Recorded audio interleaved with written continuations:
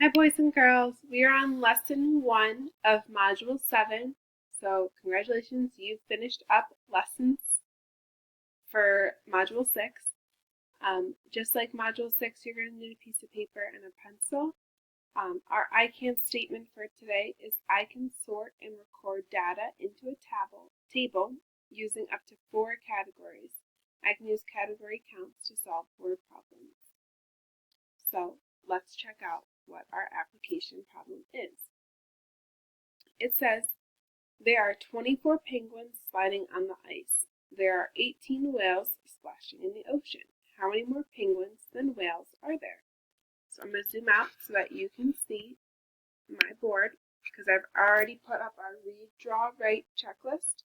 And I'm going to check off read because we've already read our problem.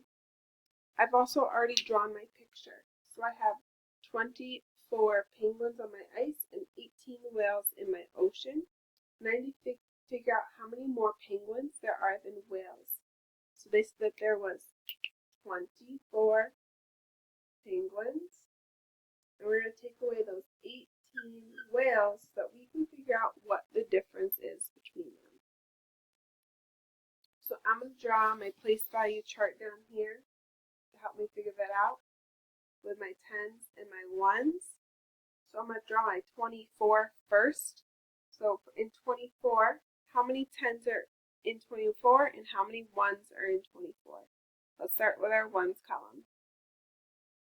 So there are 4 1s. 1, 2, 3, 4. And how many 10s?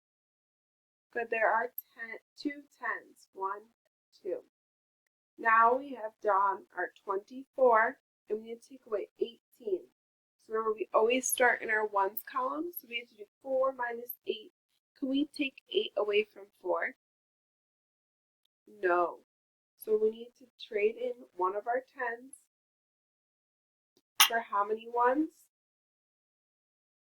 Good, 10 1s. So 1, 2, 3, 4, 5, 6, 7, 8, 9, 10.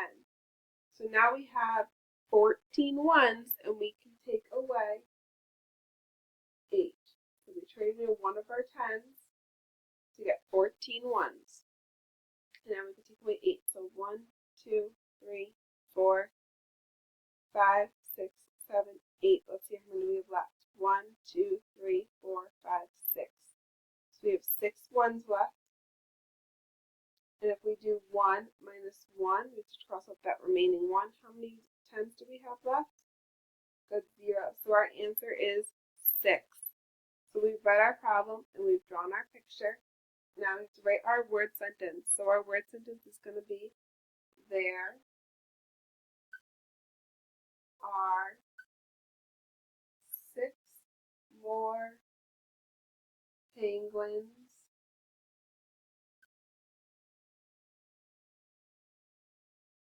than whales. Put a period and put it into the cloud. So there are 6 more penguins than there are whales. So we've read our problem, we've drawn our picture, and we've written our word sentence. Great job. Now we're going to move on to our next part of our problem. So it says, let's play a guessing game. I have 2 legs, wings, feathers, and I can fly. What am I? So I want you to take a minute and think about what I just described so that you can figure out, what am I? Good. I would say I was a bird. So let's look at this. This is a big chart that shows us different characteristics of different types of animals. So it says, where do you see the characteristics of a bird listed on the chart? So the word characteristics means that it's describing something. It's what makes up that specific animal or person or thing. So if we look, there's bird and it says feathers, wings, 2 legs, lays eggs, and is warm-blooded. If you look at the rest of it, there's also a mammal, reptile, and fish. So there are different animals, different types of animals that you can describe in this chart. So let's look at this. It has a picture of a fish. So if we say a fish has blank and blank, what are two things that describe a fish from our chart here? So let's look at our last column. It says fish, scales, fins, gills, lays eggs, and is cold-blooded. So what are two things that describe our fish? A fish has what? Good, a fish has scales and fins or gills. And it can what? What can it do? What does it say it can do? Good, it can lay eggs. So we have a fish has fins and gills or scales, and it can lay eggs, and then it is, what would be our last thing? It is cold-blooded. Good job. You just described this fish. Now, if we were all together, I would assign an animal to you, and I would want you to use that sentence that we use. So if you want, you can pause this video and pick either a bird, a mammal, a reptile, or a fish, and I want you to fill out that characteristic chart, or fill out the sentence frame using our characteristic chart. So go ahead and give it a try. Awesome job. So now if we were together, we would look at this, and this is a table. So we would go around our room and we would see how many friends used their sentence frame to describe a bird, and then we would write tallies on it. How many friends did a mammal, how many did a reptile, and how many did a fish. And then it could come out to look like this. So if this was an example that maybe our class did, we had 4 friends who described a bird, we had 8 friends who described a mammal, we had 5 friends that did a reptile, and 3 friends that did a fish. So let's see what our question says. It says, how many categories does this table have? Well, let's see. We have a bird, a mammal, a reptile, and a fish. That's 4 different categories.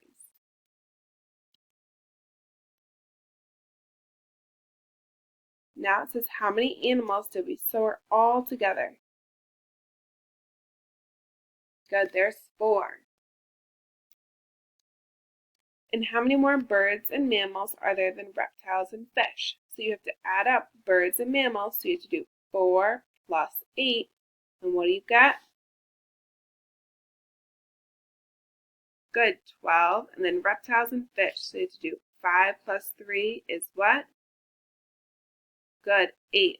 So now you have 12 for bird and mammal and 8 for reptile and fish. So you have to figure out what's the difference. So you do 12 minus 8. Or you can count up. So 8, 9, 10, 11, 12. There's 4 more birds and mammals than there are reptiles and fish. And how many fewer birds and fish are there than mammals and reptiles? So let's add up our birds and our fish. So we have 4 plus 3 is what? Good, 7. And then you have to add up mammals and reptiles. So you would do 8 plus 5 is what? Good, 13. So now you do 13 minus 7. What do you got?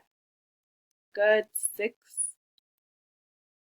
And how would the table change if we counted 4 more birds? I want you to think about that. If we added 4 more birds, what would happen?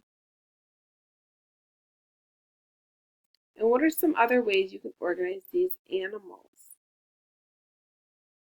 Well, this shows that you can sort them by their habitat or where they live. So these different animals can live in the Arctic, they can live in the woodland, in the woods, or they can live in the ocean. So this time we're going to record their data using numbers.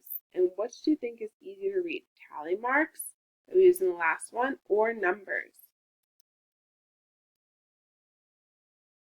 So let's look at this table that is drawn this way. It says that there's 4 animals that live in the Arctic, 10 that live in the woodland, and 6 that live in the ocean.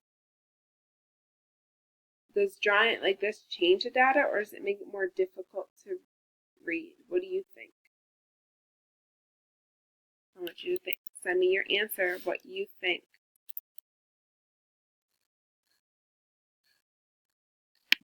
Okay, so here's our problem set for today.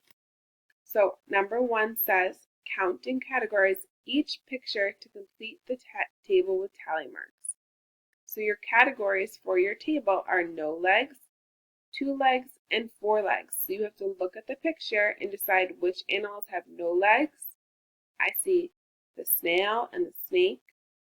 So that would be 2 animals with no legs. So you'd put 2 tally marks under no legs, and then you see which animals have 2 legs and which animals have 4, and put them underneath there. A good way to make sure you get all the animals is once you count it, cross it off so that you don't forget it. Number 2 says count and categorize each picture to complete the table with numbers. So this time you're going to use numbers, and our categories are fur and feathers. So you have a bird, it looks like either a cat or a cheetah, a bear, a lion, a dog, a bird, and a duck. So which of those animals have fur and what has feathers? You need to count it and put a number underneath the fur and feathers. And now number 3 says use the animal habitats table to answer the following questions. So on your table it has animal habitats. Forest has 6, wetlands has 5, and the grassland has 14. So your questions are A, how many animals have habitats on grasslands and wetlands? So you're going to have to add those together. Part B, how many fewer animals have forest habitats than grassland habitats? Part C says how many more animals would need to be in the forest category to have the same number as animals in the grasslands category? And D, how many total animal habitats were used to create this table? So that means you have to add them all up to figure out how many there were all together. And 4, you're going to use this classification chart and table to help you answer these questions. So you have birds, fish, mammals, and reptiles. And then you're going to answer the following questions. A, how many animals were birds, fish, or reptiles? B, how many more birds and mammals are there than fish and reptiles? C, how many animals were classified? So how many animals were there altogether? D, how many more animals would need to be added to the chart to have 35 animals classified? And E, if 5 more birds and 2 more reptiles were added to the table, how many fewer reptiles would there be than birds? So go ahead and get started. Make sure you send your work to Miss Boo or I. I know you guys are going to do great work. I'm proud of you. If you need anything at all, if you have any questions, let me know. I love you and I miss you. Bye, guys.